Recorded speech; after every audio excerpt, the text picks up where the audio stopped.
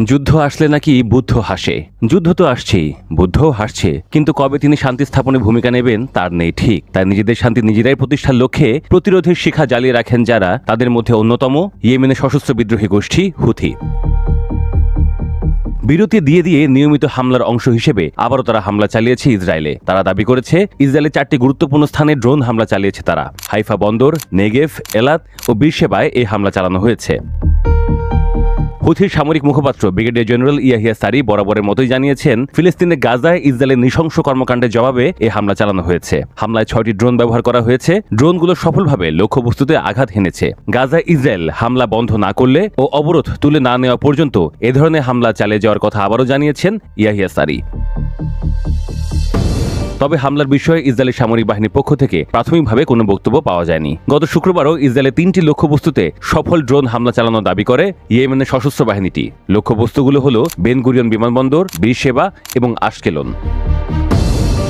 আল Masirah network অনুসারে ইয়েমেনের সশস্ত্র বাহিনীর মুখপাত্র ইয়াহিয়া সারি এক বিবৃতিতে বলেন যে তারা 3টি সামরিক অভিযান চালিয়েছে, প্রতিটিতে একটি করে ড্রোন ব্যবহার করা হয়েছে। তিনি বলেন যে এই ধারাবাহিক অভিযান বেন গুরিয়ন বিমানবন্দর সহ বীরশেবা এবং আশকেলনের 2টি লক্ষ্যবস্তুতে হামলা চালানো হয়েছে।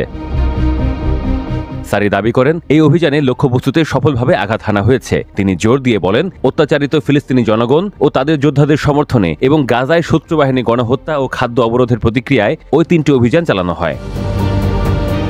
সারি হুঁশিয়ারি উচ্চারণ করে বলেছিলেন, যারা দখলকৃত ফিলিস্তিনি ভূখণ্ডের বন্দরগুলোর সঙ্গে ব্যবসায়িক সহযোগিতা করছে তাদের জাহাজগুলোকেও লক্ষ্যবস্তু বানানো হবে। নিজেদের জাহাজ এবং ক্রুদের নিরাপত্তার স্বার্থে ইসরায়েলের নিজের ও দখল করা বন্দরগুলোর সঙ্গে সব ধরনের সহযোগিতা অবিলম্বে বন্ধ করতে বাণিজ্যিক জাহাজ পরিচালনাকারীদের প্রতি আহ্বান জানান সারি। তখনও ইয়েমেনের এই ড্রোন হামলার বিষয়ে তাৎক্ষণিক কোনো মন্তব্য করেনি ইসরায়েল।